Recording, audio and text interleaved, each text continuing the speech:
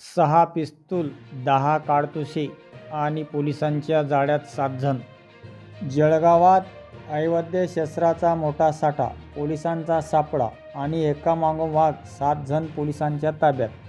नेमकं काय सापडलं आणि ही टोळी कशी उघड झाली, पाहूया सविस्तर.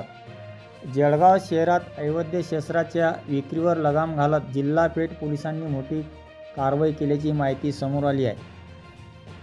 पोलिसांनी दिलेल्या माहितीनुसार या कारवाईत 7 संशयित आरोपींना ताब्यात घेण्यात आले असून त्यांच्या ताब्यातून 6 गावठी पिस्तूल, 10 जिवंत काडतुसे आणि एक होंडा युनिकॉर्न दुचाकी असा सुमारे 3,90,000 रुपयांचा मुद्देमाल जप्त करण्यात आला आहे.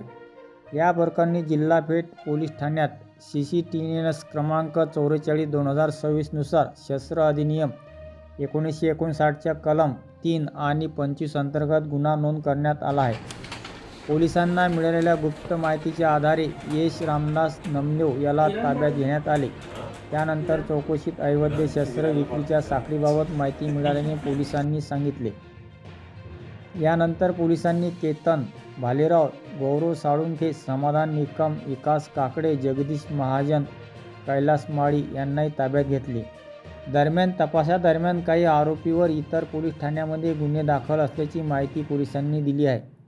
ही कारवाई पोलीस अधीक्षक डॉ. महेश्वर रेड्डी, अप्पर पोलीस अधीक्षक अशोक नखाते आणि उपविभागीय पोलीस अधिकारी नितीन गणपुरे यांच्या मार्गदर्शनाखाली सहाय्यक पोलीस निरीक्षक अनिल वाघ यांच्या पथकाने केली.